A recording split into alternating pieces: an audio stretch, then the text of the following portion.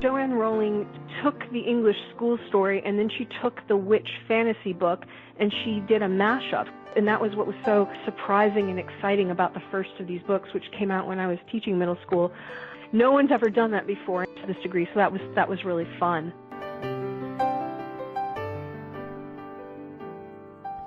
Welcome to Writers' Voices with Monica and Caroline. I'm your host, Monica Hadley, and with me today is my mother and co-host, Caroline Kilborn.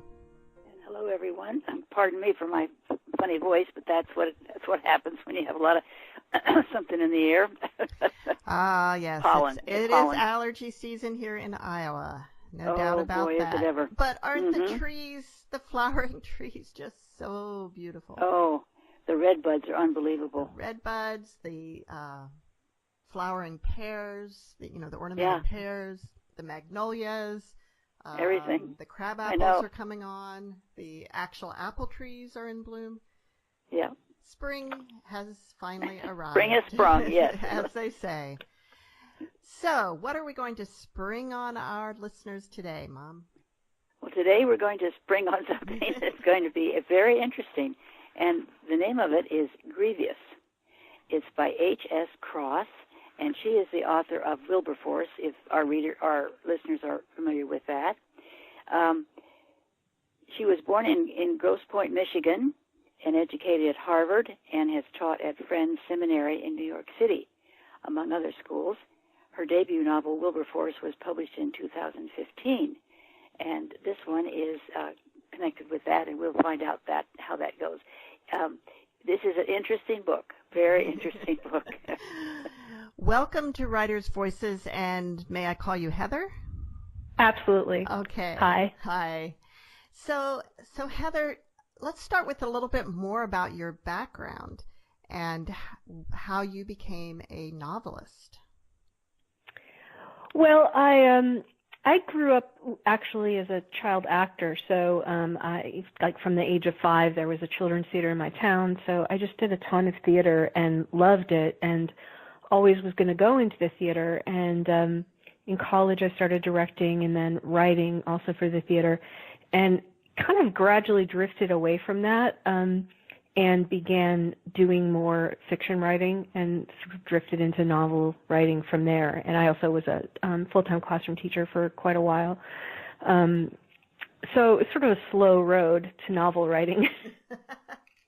But a successful one. Well, we'll see, right? Well, your debut novel, Wilberforce, was published, like Mom said, in 2015. Was this the first completed novel that you wrote, or just the first to be published? The first to be published. It was maybe the, third completed novel that I'd written. And, the first two just didn't almost made it, didn't quite make it. And then this was the one to finally break through. We've talked to a number of authors who have had similar experiences where it took 2, 3, 4, 5 novels under their belt before they found a publisher. And, of course, you've been published by one of the largest publishers in the business, which is Farrar, Straus Giroux. Is that how it's pronounced? Mm-hmm. Yeah. Mm-hmm. Or everyone calls it FSG. FSG. And yeah. What kept you going through number 1 not working, number 2 not working? What kept you going? Well, it was just sort of the inability to stop writing the stories, really, and to leave the imaginary worlds alone. I just couldn't really do it. Certainly wasn't the hope of stardom or getting published. That was just sort of a fantasy. So it was that I couldn't give up the people that I was writing about and the stories and stop playing around with them, really. Well, Wilberforce and Grievous are both set at St. Stephen's, which is a public school in the UK, and I'll let you describe that a little bit more. And in the early 1900s, late 1920s, 1930s, something like that. And yeah. Were your earlier books set in the same place? No, the first book that I finished was actually one of those thinly veiled autobiographical novels, that was set in Grosse Pointe in the 1980s. It wasn't true, but it was about, an eighth grader who was into children's theater. And it was really much more commercial in a way, sort of conventional than Wilberforce and Grievous are style-wise. It came close, it just didn't quite sell, and so part of probably writing Grievous and Wilberforce with the experimental, to the degree that they're experimental style-wise. They're not crazy, but I'd tried all the conventional stuff and it hadn't worked, hadn't sold, and so at a certain point I was like, well, forget it, I'm just going to write what I want to write, and I did. Right. But no, so I've written things set in the present day or the near present day, first-person narrators, female narrators, quite different things. But this St. Stephen's material is probably the material that really stuck with me and, infected me, and that it was hardest for me to give up, and why I kept going with it. When you say public school, I immediately thought, oh, public school. Well, this is not a public school, it's a private school. Right. Exactly right. So in England, the, quote, public schools are private, boarding schools primarily, or certainly originally. They were called public schools because the early ones were founded, kind of Henry VIII time or a little bit after, as, institutions for poor scholars. So that originally they were charity schools, because there weren't any such thing as state education then. But of course, over time, they became very elite private schools. Although all of them do still have scholarship classes and so on, like any private school here. So yes, so they are private boarding schools, and St. Stephen's is a boys' boarding school that I made up. That it's modeled after the famous ones, say Eton or Harrow, Winchester, but it's more third-rate than they are. And the kind of kids that go to St. Stephen's are not as aristocratic as that you would see in the student body of those famous schools. It's more clergymen's kids, sons, or this sort of rising professional class, or the colonial service class. So it's that sort of upper middle professional class of people, more than the, lord's sons type of thing. What was interesting to me as a former school teacher was that the parents were not, they just weren't connected with the students. And right. The teachers. There was just kind of a vacuum there somehow. And do you think right. that's common in kids that go to public school, to boarding school in England, at least during that time, where the parents were sort of absentee? I think at the time, yes. Certainly not today. There's nowhere in the privileged world where the parents aren't quite involved. But yeah, it definitely would have been common in anybody's memoirs that were written at the time. You see that. Part of it is just communication. You would have had the letters from your kid. Your son would be writing you maybe a letter a week. It would have been kind of an assigned thing to write. So maybe, depending on your relationship, you might have a correspondence with him. And you would get the term report from the school, the equivalent of the report card. But that was about it. There wasn't all this telephoning back and forth constantly. So how a parent would become highly involved is a question.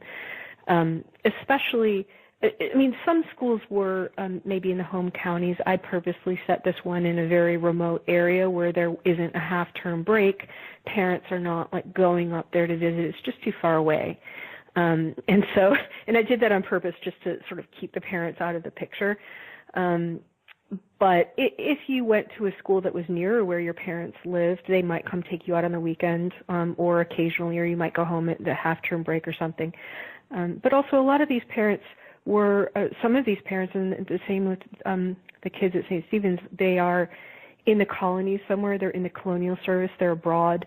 Some of these kids might not see their parents for years. They would be going home to some relative or friends or something like that, because people are they're just far flung. And to send your son to boarding school even into, the 70s or 80s when you were abroad, was just how you got him a decent education. My late husband was British, and he was born in Kenya because his parents were working in hotels in Kenya. And he went back to England to boarding school at 13. And it was the only way to get your son, a decent education that could lead to, Oxbridge or some kind of university or some serious career. So it's what you had to do, whether you really wanted to be away from him or not. Today, Chinese businessmen do that, send their kids to British boarding schools. Mm-hmm. Yep. Mm-hmm. That's interesting. Now, I assume there were boarding schools for girls, too. Yes, there were. And not as many as for boys, but there certainly were. And, now some of these famous schools are either co-ed entirely or co-ed in the senior classes, like the sixth form, like the last year or two might be co-ed, or there might be girls in the daytime but not boarding, or a mixture. It depends on the school.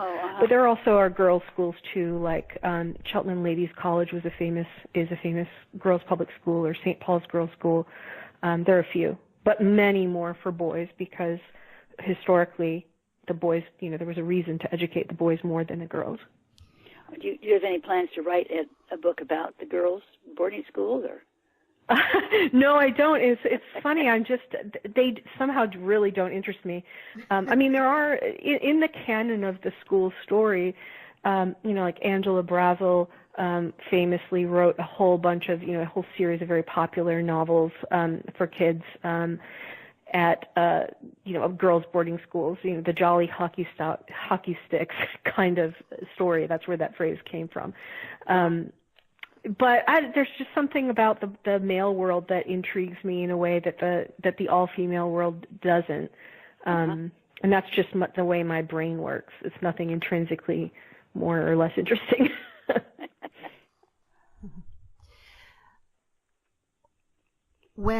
What actually drew you to this setting, to a boys' public school in the United Kingdom in the 1930s? Was there something that you read, something that you heard that just attracted your attention to that? Yeah, you get struck by things, right? I was a teenager.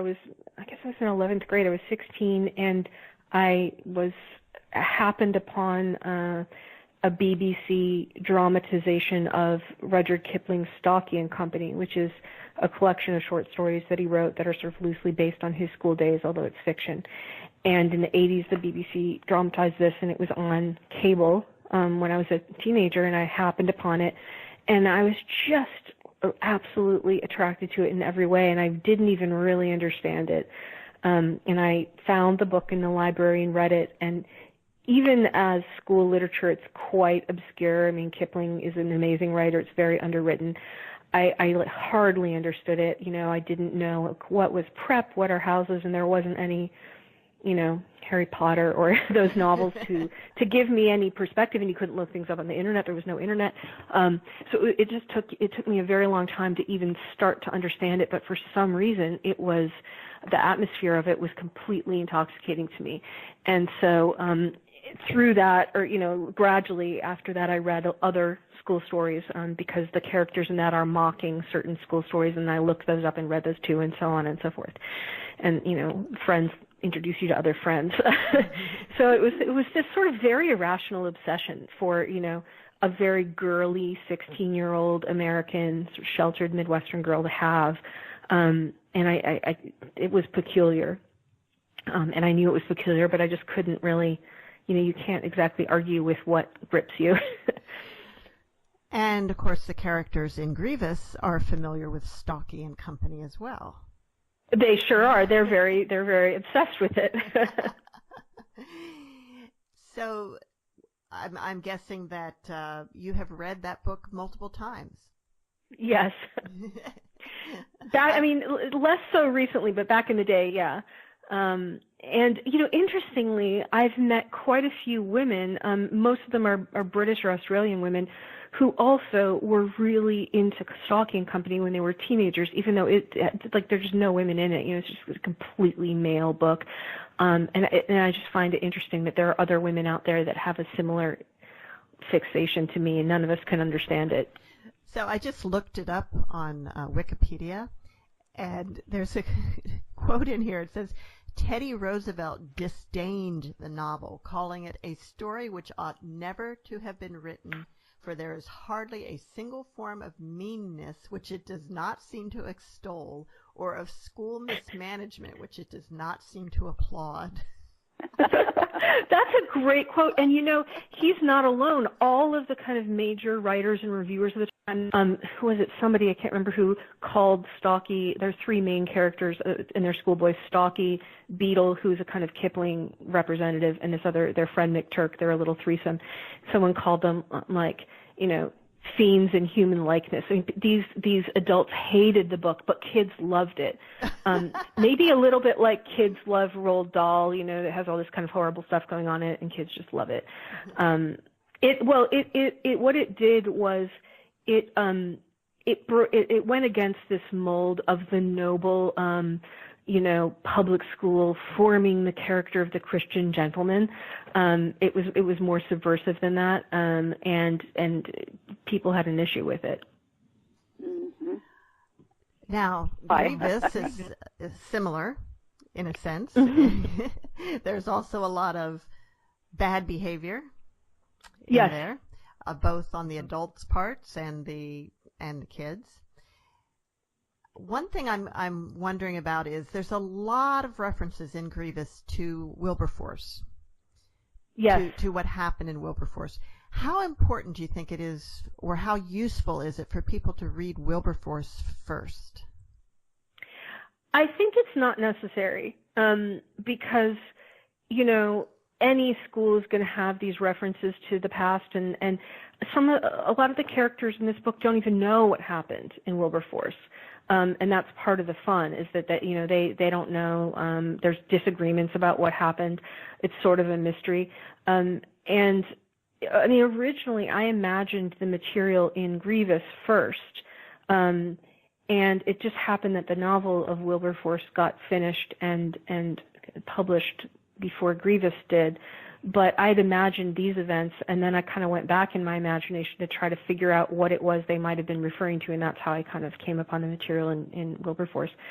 And people that I've spoken to who've read both novels think that Grievous is a better entry novel, actually, because it's a bit broader, and it has sort of more perspectives, including female perspectives, and Wilberforce is a rougher book, tone-wise and event-wise. So you could start with it, but you could also go back to it and get the backstory, and that would be fun in a completely different way. Mm-hmm. Are there any characters in Grievous that are based on real people, like yourself or your husband? No, not really. No, not really in either book. It's funny. I mean, I met my husband after I had begun to imagine these people. So even though he did go to these kinds of schools, I didn't get very much of it at all from him. It was something we shared. He died 11 years ago, so there's that. But not really. No. They just sort of grew up themselves in the material, and I followed them. So do you have a favorite character and a least favorite character in these? Because there's a lot of characters in here. There are. Well, I love them all the same, and they would all get the same value of Christmas presents. And same value and same quantity. You got to be careful about the same value and quantity. There would be no favoritism whatsoever. I go through phases. Sometimes I get tired of a person, and just really enjoy. I mean, in this book, it was really fun writing Guilford Audsley, who's a sort of minor character that comes in the second half of the book. He's an actor, and he just comes and sort of stirs everyone up. And he was really fun because he was so free and so creative, and just had a great energy to him, and woke up the creative vocations of quite a few characters in the book. And so he was really fun to have around and to let loose on this more buttoned up environment. But I don't know him as well as I know the point of view characters. I mean, really all the point of view characters, once I get inside their heads, I really just love them. Even if I'd initially thought of them as sort of the bad guy, like Pierce, who's one of the very irritating prefects in the book. He's incredibly uptight, and at first he was just the horrible guy, the horrible prefect abusing his power and thinking, and being narrow-minded. But once I got inside of his head, I just had to love him too in his own way. So that's what happens when you are allowed in someone's psyche that you kind of can't keep hating them. What is a prefect? Well, a prefect, this is a common institution in British schools, both day and boarding, but originally boarding, would be a senior boy, like in his last year or maybe 2 years, who has a kind of some responsibilities for discipline in the school. So they might be in charge of, like roll call or keeping order in the dormitories, or just that kind of bureaucratic keeping order. And then in many of these schools, I don't think today, but certainly then, they also had disciplinary powers, including corporal punishment. And so at St. Stephen's, you've got in each house, there are 3 or 4 boys who are the prefects of the house, and they're appointed by the housemaster in their last year or second to last year, who are, doing all these chores and looking at, they really run the house. Kind of under the very general supervision of the teachers, but they're really doing it and keeping order and setting the tone and taking care of a lot of business unofficially as well, for good and for ill. If you ask me, putting older students having disciplinary control over younger ones is a recipe for disaster. Which is of course what tends to happen. Yeah. Well, it sometimes did, and then other times it didn't. So it depends on really the character of the institution or the house and of the people. It like anything can be certainly subject to abuse, and often was, and sometimes is in Grievous, and sometimes isn't. So. Right. Well, the younger ones had to kind of be like servants to the older ones, didn't they? Well, and that was another tradition that was not so unusual in the public schools. As far as I know, it doesn't really exist today. It was called the fagging system, and in that case, the word fag didn't have any sexual connotation or kind of like it wasn't a bad word, right, in the way that it is for us. Right. It came from the word fag, which meant to exhaust, to be exhausted, and so to fag at something would be to like work really hard till you're tired. And this kind of went back maybe even into the 1700s. So the first year kids would be sort of servants either to an individual older boy, which is what you see going on in Grievous, or even just generally like just serve as kind of, servants for the house. So just general chores that would need to be done. The first year kids might be asked to do them. Okay. And the idea might not be the right word. No, not asked, told, right? Instructed to do them. Certainly this was a system that could be abused and sometimes was, but in its best light, the idea behind it was the ethos of the public school that he who wishes to lead must first learn to serve. And so that if you were because these schools, remember, they're trying to create future leaders and future colonial leaders, in particular for Britain. And so how do you form a leader? You take a boy through 6 years, through the whole cycle of being at the very bottom and being a servant. And how do you learn how to be a good leader? By being a servant first. And then you ascend to a position of leadership, either, kind of like a prefect, or even just as a senior boy who maybe is, being a leader on a sports team or in some other way. And that's how these became the machines of creating this idea of leaders. So that was the rationale behind it. You're listening to Writers' Voices with Monica and Caroline, and our guest today is H.S. Cross, author of Grievous. Heather, how did you get so many details about what it would be like in a public school in that time period? Is there a lot of material available for that? Yes. There are quite a few novels. Some of them known, some of them really obscure, that were written. It's a whole genre, but a lot of people also wrote memoirs. And so, and then there are some secondary sources that kind of collect a whole bunch of sources, people's letters and so on. And when I was, years ago when I was in college and I was still really interested in this world and I almost just wanted to go in it somehow, I just did a lot of research on it and read all these things. I would just go to the college library and find all the books that I could find and just read them. And since Harvard had a great library, it had, really great sources. So, over years of just having an interest is how I accumulated the details, and they were just in the back of my mind. And, I can't even remember where I learned most of the details from and which ones I kind of made up a little bit and which ones are directly that I read somewhere that came from some exact person's memoir. I don't even know anymore. But it was the result of a many years interest that sometimes very intensely and some of it just sort of idly reading things. Now, this was set in the 30s. Are there still a lot of these schools in the UK? Yeah, all pretty much all the schools that would have been around then still exist now. Not in the same form, in that I think there's more day students in some of them, and like I said earlier, some of them have gone co-ed or whatever. But yeah, no, all the big great schools still exist now.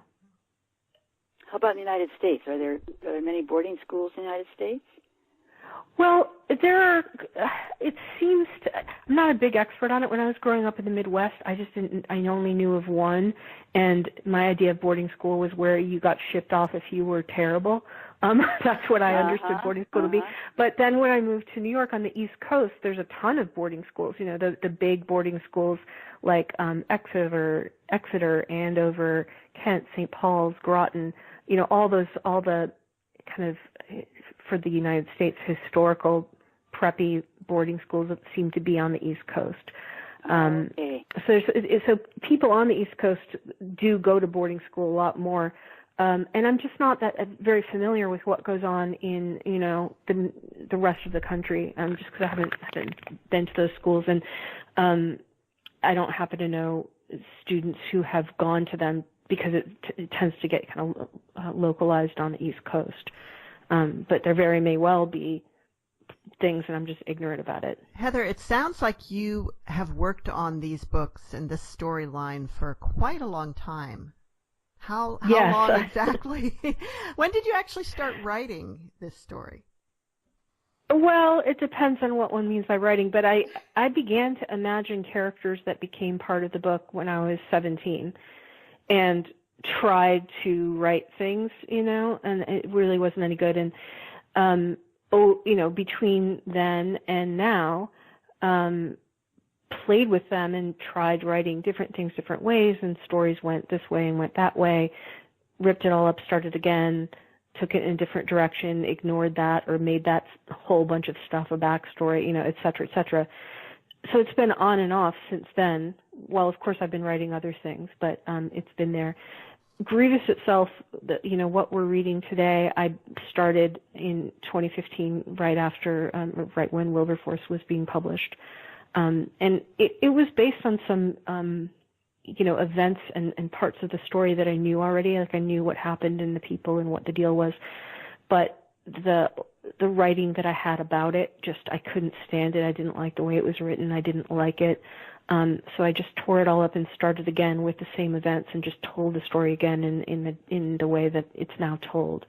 And so that took from 2015 to 2018 really. I finished the draft of this last year. Which for a story of this depth, and it's a fairly hefty book, so that doesn't seem like all that long. It was it was a very intense period of writing, really intense period. I bet. Now, you talked about the style being somewhat experimental, and it seems like it was heavily influenced perhaps by Victorian era writing. Well, I mean, in some ways, I'd say it's also influenced by playwriting. There's a lot of dialogue in it, which I do with M dashes, kind of like Joyce does. And so I don't really know what all the influences are. I mean, experimental, I probably shouldn't use that word. Nobody will buy it. It's not bizarre. But it has a lot of points of view, and the different points of view shape the way that the prose is, because the mindset shapes what happens with it. So if it's experimental, it's like that. A lot of points of view, a lot of depth in each point of view. You're really exploring from within each perspective, and a lot of detail and a lot going on. And sometimes, modern readers, sometimes it seems like may not have the patience for that level of detail. But it appears that you have found readers who do. Well, I hope so. I think that it's for people who really love to get lost in a book. It's not the kind of book that you're going to be able to plow through in your commute, and if you're kind of trying to conquer books, it's going to take a while. It's a book that'll take you a few weeks to live with it. But there are readers who just want to go and become absorbed in another world, and be. It's what reading was to me as a child and as a teenager, just being absorbed in these worlds. And I guess that might be one of the things you mean when you talk about Victorian writing. Right. And I guess those longer Victorian books too, there was the sense, or they give the sense that the change that the major characters undergo, it takes time. You got to live with them, and you got to live with the circumstances. It isn't just this kind of whip television action done thing. So even though this is kind of a busy book, a lot of things happen. It's kind of quick in its way, but it does go on. It's not really slow paced, which a lot of maybe books from Victorian time might have had a slower pace in most. Yes. So this isn't. I wouldn't say it's slow paced. It's just very full. Yeah. Well, and that's a challenge for me because I'm writing about a palette. Like, I could tell you what happens the day after the book begins, or the day before it begins. So then you have this question of like, where do you raise the curtain and where do you lower the curtain, and why? Like, where are you going to stop it? When do you turn the lights out on this version of the telling of the story? Because they live in my mind, so I could go on. But where do you start and stop it? And that was a big challenge to me, of trying to find those points, or to justify why here and why there. And then if that's where you start and stop, then what is the story really about then? How are you shaping it with the beginning and ending? And also, those are tough questions. The movement of the characters in the story, because they're all important in their own way. And yes. So they all need a voice, and so because the main characters, of course, but then these other ones, they have to be heard too. So it would be difficult. I really admire that you were able to do this. Well, I guess in some ways it was like, I suppose what it must be like to write music, or with a bunch of musical parts, or conduct something. You're trying to get the volume right on the different people, not let one person take over who doesn't deserve that much, but yet they need their motif to come to an end, and just keep the focus and the volume on everyone. Pardon me, titrated. And to the extent that succeeds, I guess I'm lucky. It was kind of intuitive. I couldn't really explain how how I made those choices. Did you write the book in the order in which it's published, or did you like write one person's perspective and then another's and then fit them together like a puzzle? This book was written from beginning to end as published. Okay. When you say this book, does that mean others you might do differently? Yeah, well, I'm working currently on a third book, which takes a couple of the characters from this book. It's set at Oxford in the 20s, and that one appears to be wildly non-chronological, and I don't quite know what I'm going to do with it. But this one, this and Wilberforce as well, really were written from just began at the beginning and wrote all the way through to the end. And of course, you can go back and fill things in a little bit, but it was not puzzly. It was very much driven by time. Now, there's generally two types of writers that we've found. One who writes very quickly and then goes back and does a lot of editing, and another that writes more precisely and doesn't leave a chapter until they feel pretty complete. Which one are you? I'm more the first one. Especially for something at this length, the only way I can really get it alive is to go fast. I'll leave a chapter, I'll go back to a chapter a couple of times until it seems like the drama is landing. Like if the dramatic moments aren't there, then you go forward based on nothing and then you get lost. So you kind of got to make the dramatic moments more or less hit. But as far as cleaning up stuff, I do that later. With this book, a lot of the editing was simply removing things, just taking scaffolding away, whether that's chapters, sentences, words, just taking stuff away was the big editing task. Well, Heather, before it gets too late, we need to hear from Grievous. Would you like to read some? Sure. I'll just read from the beginning of the book. And so it's 1931. We're in Yorkshire at St. Stephen's Academy. There are little breaks in the book, like little, the equivalent of asterisks that indicate a point of view shift. So if I pause for a little longer, that's where we are. And there are also in this passage a few things that are in italics, and that indicates what a person is writing. So I don't know if I can convey that with my voice, but okay. If you hear a different tone, that's what's being conveyed that you would see on the page. Great. Okay. Ewes, lambs, pox lanes, ivy, rain, raining, rained upon. Third row of the removes history lesson, gray riding slouched as much as discipline would allow, pen, exercise book. Wednesday, half holiday, rain last 5, rain today. Everything in sight had succumbed to the damp. Towels never dried, walls perspired. Games kit hung clammy in the changing room where mildew grew with abandon. 57th day, Lenten term, boredom chronic, boredom acute, the most dismal day in the year of our Lord, 1931. Then, in an instant, paper brightened, silence fell. Mr. Greaves left his lecture and drifted to the window.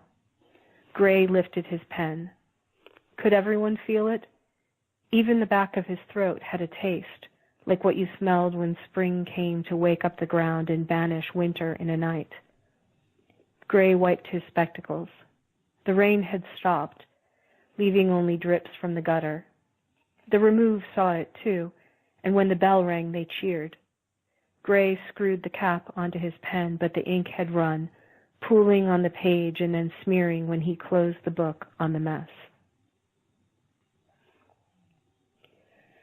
After lunch, there was a wire. John took it from his matron and fumbled with the seal. Urgent notes never brought good news, but in this day and age, what hazard? He tore it in frustration. Mr. John Greaves, St. Stephen's Academy, near Fridaythorpe, Yorkshire. The tides at Lancaster came faster than a racing horse. If the drowning didn't get you, the quicksands would. He was a grown man and housemaster. He was 7 years old, and his mother was dead all over again. Where did it come from, all that water? Cordelia opened the window in the alcove off the ward, but when she stuck out her head, the rain was gone. Perhaps the Atlantic had dried up at last. Perhaps the spires of the lost city were poking through the seabed while England and the Emerald Isle drowned. When she was small, the rain had made her think of heaven. The angels are crying, Uncle John would tell her. Why? The sins of the world. What's that? Her godfather would open his mouth but say nothing. Where do angels come from? God made them. Where does God come from? They were one missed call-over away from the cane. Gray hadn't been caned since the beginning of last term, a prank of Trevor's, egg, saltpeter, chimney, but despite the recent rocky patch, he thought he could make it to Easter. He put only 35% on Trevor's avoiding the junior common room, but bets on Trevor, even with himself, were notoriously unpredictable. Gray wasn't a coward, he hoped. He'd survived as many as 6 from the JCR. But as a punishment, the cane contaminated days. You couldn't look the JCR prefects in the eye afterwards. The physical effects lingered. It was all unendurably personal. In Stalky, they didn't care. They took just punishment in their stride and exacted revenge for anything else. Valerius, likewise. Marks were a badge of honor to him, as they essentially were to Trevor. Trevor emerged from the washroom and led him through the post-luncheon throng. They might be on tight terms with the absence book, but they were, Trevor reminded him as they passed the school porter, no longer gated. Sun was breaking through the clouds, hours of half-holiday stretched before them, and there was no reason they oughtn't spend the afternoon at the Keep and make it back well in time for call-over. 98%. Though you couldn't forget the standard deviation for Trevor himself. They strolled nonchalant past the juniors diving in the mud, past their compatriots in the remove, heading to the Fives court for battle, past upper schoolers choosing sides for ad hoc football. They walked without urgency, as if on routine ramble of their wide, wet bounds. Beyond the jousting fields of Castle Noir stands Grindelwald Woods, alluring and entirely out of bounds. Their boots squelched as they circumnavigated the puddle-cum lake that divided the upper and lower pitch. Beyond the woods, even more alluring and even farther out of bounds, stands Mackay's Bothy. They slid down the ditch that marked a boundary in cricket season. There is, in Bard's lore, a third route, through the woods, past the keeper, Grendles Morar, the details of which have evaporated like mead at the bottom of a barrel. Slipping from sight, they dashed for the old lodge. For 3 years it has been widely suspected that Valerius holds the keys to that byway. Did he not squire for the great Wilberforce, who, it is known, often took leave of Castle Noir to cavort with his men at the tavern in Fridaythorpe? Inside the ruined hut, they hauled up the stone.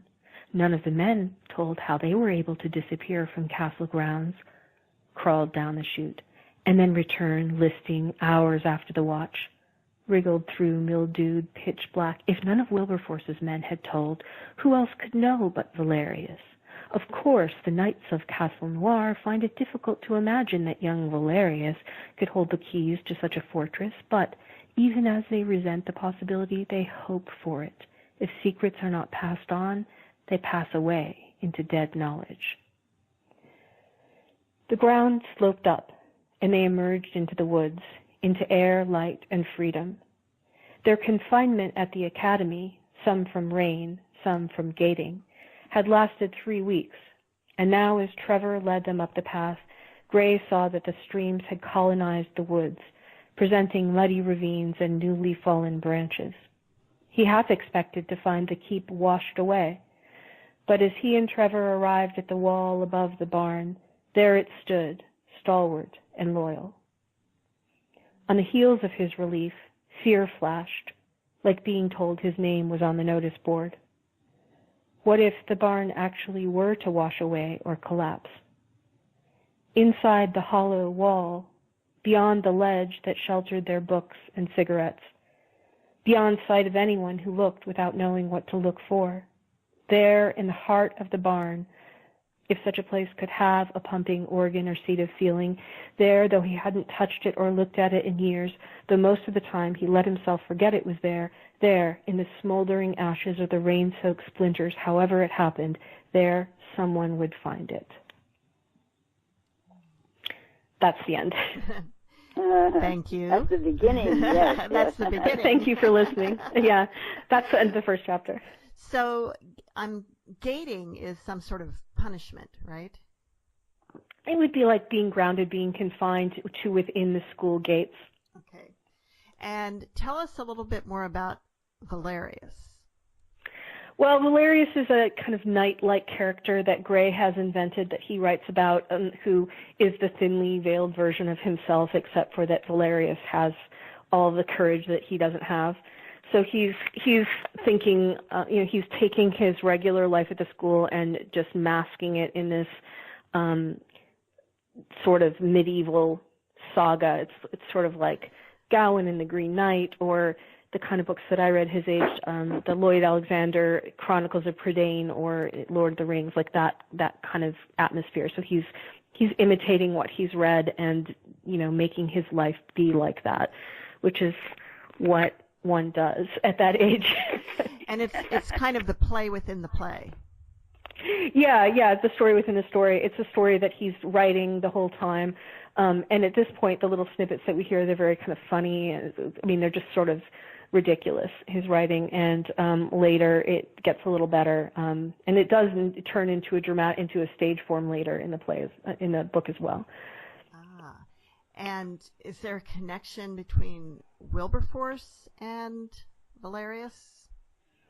Well, here in this part, because Gray himself was a fag for Wilberforce, so had that kind of mentor-mentee relationship with Wilberforce back in the day when he was younger, he has created a kind of older knight character for Valerius and just kept the name. So he's written his own people into the book and just given that character the same name because he couldn't think of another one. So. And one other thing that's a little confusing at first is the remove. Tell us what the remove is. Well, so different schools call different grades different things. It would have been kind of a local tradition. But at St. Stephen's, the first-year students, who would be kind of like 8th grade for us, like 13-year-olds, are the 3rd form. And then the next year are the 4th form. Then the year after that, which would be like 10th grade, are the remove. And they're called the remove because they take an exam called the remove at the end of that year, which will let them go forward into the upper school or not. And today in England, it would be around the same time that you would take your GCSE exams. Then there's the 5th form and then the lower and upper 6th. So those 3 grades are the, quote, upper school, and then the 3rd and 4th forms are the lower school, and the remove is like the middle. And so that just happens to be the grade that Gray is in. I didn't make those terms up. Other schools had ones that were similar and their own ones, and I just kind of picked ones from a variety of schools and assigned it to these kids. Okay. Why have a lower 6th and upper 6th? Why not have 6th and 7th? Well, there never was. That's just sort of historical tradition. The 6th form is the top form. But also today in England, the 6th form usually is 2 years, and it would be like today, there are these public exams you take. The GCSEs are the kind of between the 5th form and then the 6th form. The last 2 years would be your A-level studies. And in England today, you're narrowing down and only focusing on 3 classes at that point. It's not really happening in the 30s, but to that extent, it does go on today. So it's one of the irrational ways they name things over there, You're listening to Writers' Voices with Monica and Caroline, and our guest today is H.S. Cross, author of Grievous. Now, you have in the book in the very, very beginning, how do you pronounce this? Dramatis personae? Dramatis personae, yeah, like persona, the character list. Sorry, persona. Yeah, the character list, which is helpful. It's very good. helpful. Oh, I'm glad to hear that. Yeah. Now, it would also be helpful to explain the grade things sometimes, just because they are referred to often in the book, you know. But, that would have been helpful. So I have a question, Heather. How similar is St. Stephen's to Hogwarts? Well, there's no magic. I mean, it has that kind of the romance and the mystery of it, and in its own way, I guess it has some of the danger. I mean, no one dies in this book. Like at Hogwarts, people are constantly dying. That is true. There's that. They also have prefix at Hogwarts. I mean, Joanne Rowling took the English school story, and then she took the witch fantasy book, and she did a mashup, and that was what was so sort of surprising and exciting about the first of these books, which came out when I was teaching middle school. I read it and I was like, oh my gosh, she's mashed up the school story and the fantasy novel. No one's ever done that before, and it was really, or to this degree. So that was really fun. And it certainly is, nobody outside Hogwarts really understands what's going on there. And to an extent, that's true of St. Stephen's or any school. They've got their own logic and their own culture and their own concerns, and it's very important to them and not really to anyone on the outside. I think that the people I do feel like Harry Potter, as different as it is from what I'm doing, at least has exposed a lot of people to the boarding school idea. So there, you might know a little bit more where you stand than I did when I was 16, and I just had never even heard of a house. I didn't know what that meant, so. Uh-huh. Absolutely. Well, that's it, I mean, just, I had never read any of that, so this was a new experience for me. Oh. So, Heather, I understand that there's some musical connection with Grievous. Yeah, I mean, as you see there's a choir at the school, so there's quite a bit of sacred choral music that's running through the novel that people are singing or listening to or whatever. And then it's the 20s and 30s, so there's especially when they go outside the school and through the young girl character Cordelia, are really into all of the popular music of the day. They're hearing it. And, you can't quote a lot in a novel if it's still in copyright. Some of the material was, so sometimes I couldn't put it all in. But I did make one of those Spotify playlists with the various songs that are referred to in the novel. And then this guy has a blog called Large Hearted Boy where he invites you to make little blurbs about all the music in your book, and so I've done it for this book as well. It's a fun little read-along if you want to read the book and then be able to listen to music that goes with various chapters. It's kind of fun if you're into that. And is that all available on your website? Yes, it is. There are links to that. And if you want, I can send them to you too. And it's hscross.com. That's right. Yes. Why did you decide to publish as HS instead of Heather? Well, it's an interesting question. Part of it was it's such a masculine world, and I wanted kind of that neutrality of not instantly announcing a gender in the way that Heather does. Part of it is the tradition, in England, even today, I mean, J.K. Rowling, speaking of Harry Potter, but certainly earlier in the 20th century and so on, a lot of female and male writers just went by their first two initials, J.R. Tolkien, C.S. Lewis, right? Mm-hmm. And so I kind of wanted to stand in that tradition, and so I went with that,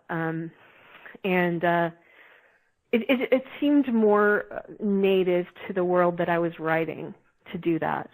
And then once I had decided to do it, I actually liked the slight distance from Heather, who everybody knows me as Heather and calls me Heather. It just, being HS Cross, it created a little privacy for me in that way.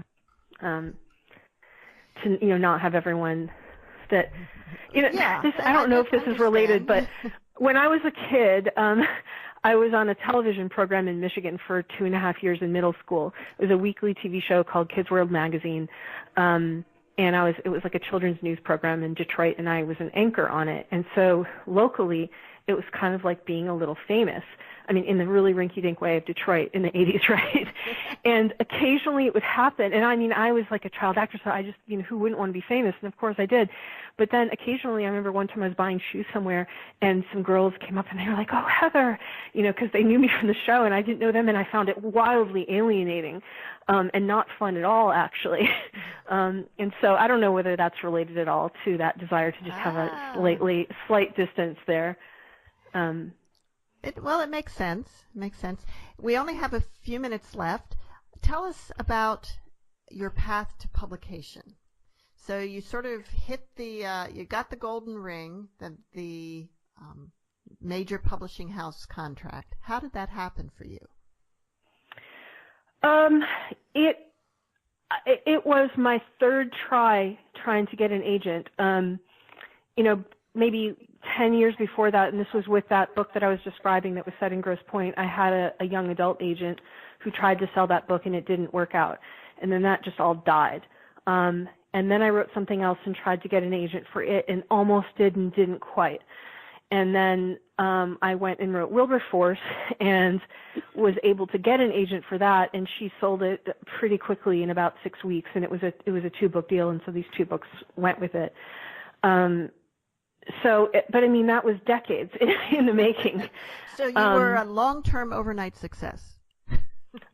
I guess, yeah. To the extent that everyone, literary fiction, what's a success? But but it was absolutely my first choice publisher, and who I'd always wanted to be published with. So it was, to that extent, it was such a dream come true. And the editing that I received at FSG was 2 different editors, a different one for each book, was just such good editing, and I just will always be grateful for it because it made both books so much better and made me a better writer in the process.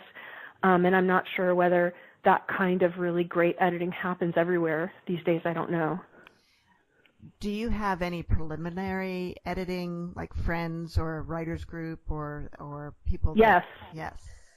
Yeah, I have a writers group and we've been meeting now for 18 years really, and not always weekly, but there have been stretches where it is weekly, and we're meeting and we're reading our work aloud to each other, regularly, and that sort of deadline of we're going to meet, I got to have some pages, really helps. I mean, you asked earlier what kept me going, and that was a big part of it.